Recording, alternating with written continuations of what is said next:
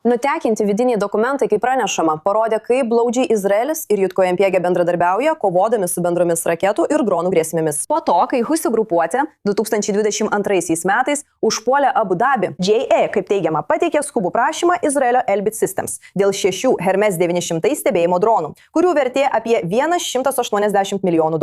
Dokumentuose teigiama, kad vėliau Abu Dabis svarstė galimybę šį skaičių padidinti iki 45 dronų. Tai galėtų būti $1,3 milijardo vertės sandoris. Taip pat buvo prašyti pasiūlymai dėl žvalgybinių orlaivių, sklandančiųjų šaudmenų ir pažangių elektroninio karo sistemų. Tačiau dokumentus paviešino programišiai susiję su Irano žvalgyba. Ir vis dar neaišku, kurie sandoriai galiausiai buvo įvykdyti.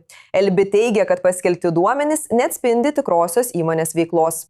Po to, kai savaitgalį buvo atšaukti žadėti masiniai Amerikos smūgiai Iranui, prezidentas Trumpas sako, kad taip nutiko todėl, jog Saudo Arabija, Kataras, Iranas ir jo tobaisinkėmis paprašė jo palaukti. Tačiau tai atrodo prieštarauja Wall Street Journal pranešimui, kuriame teigiama, kad Emiratai spaudė Trumpą imtis ryžtingesnių veiksmų prieš Irano režimą. Tai ko iš tikrųjų nori Abu Dabis? Ir kai Vašingtonas svarsto karą ar diplomatiją, kas formuoja strategiją – amerikiečiai ar Persijos įlankos šalys? Daugiau apie tai pasikalbėsime su Asheriu Friedmanu, Miskato nacionalinio saugumo instituto vykdomoju direktoriumi. Asheri, labai malonu Jūs matyti čia 924 News eteryje. Kodėl, kaip pranešama, Abu Dabis ragino imtis griežtesnių veiksmų, o vėliau paprašė Trumpo palaukti? Kaip vertinti šiuos prieštaringus pareiškimus? Na, ačiū, Nikolė. Jie buvo viena iš pirmaujančių Persijos įlankos valstybių, reaguojančių į Irano atakas, bendradarbiaujančių su Izraeliu, taip pat surengusių kai kuriuos savo ribotus, bet puolamuosius smūgius prieš Iraną. Bet įsivaizduokite, kad Abu Dabis negali susitaikyti su situacija, kai Teherane vis dar yra režimas, grasinantis savo kaimynams. Teheranui tai reikėtų kas 3 mėnesius sutrikdyti laivybą Hormūzo sąsiauryje, kas kelis mėnesius nusiųsti droną į Dubajų, ir tai būtų itin žalinga Jero miestai ekonominiam modeliui.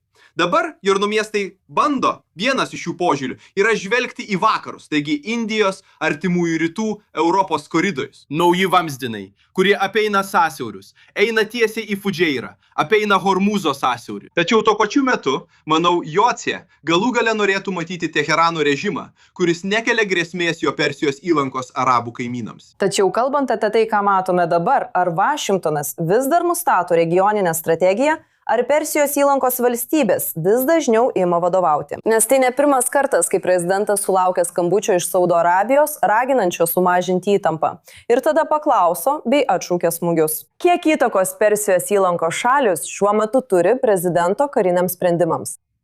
Na, Nikola, tai puikus klausimas. Ir Saudo Arabija, sakyčiau, buvo gana nuolaidi Iranui, netgi šiek tiek nuvilinti. Turiu omenyje, Saudo Arabijos oro pajėgos yra didesnės nei Izraelio oro pajėgos, net jei jie neturi tokios patirties ar galimybių, kokias turi Izraelis. Norėtųsi tikėtis, kad jie užimtų griežtesnę poziciją prieš režimą, kuris aktyviai puola jų strateginę infrastruktūrą. Tačiau Saudo Arabija, kitos Persijos įlankos šalis, spaudė prezidentą Trumpą. Jos norėtų matyti diplomatinį šios problemos sprendimą. Manau, kad prezidentas Trumpas vis dar priima sprendimus remdamasis tuo, ką laiko Amerikos interesais. Nesvarbu, ar tai būtų susiję su laivyba Persijos įlankoje, naftos kainomis, vidurio kadencijos rinkimai. Visas Amerikos interesų spektras, Amerikos karių apsauga Persijos įlankoje.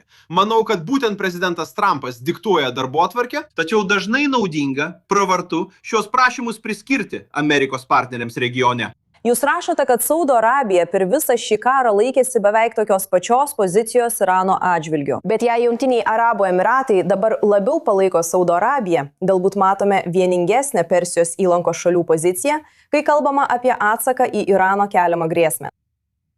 Manau, kad visos Persijos įlankos šalės, jų infrastruktūra yra palyginti neapsaugota.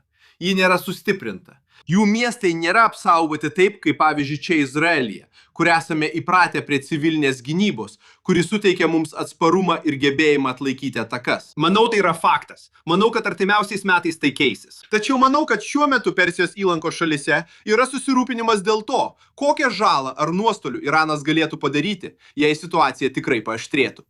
Vis dėlto manau, kad matome skirtumą tarp Saudo Arabijos, kuri, grįžtant prie jos, susitaikymo su Iranu, Kinijos tarpininkaujant prieš keletą metų, ir Jungtiniai Arabų Emiratai, kurie, sakyčiau, buvo daug labiau aiškus ir drąsūs savo pozicijoje prieš Teheraną.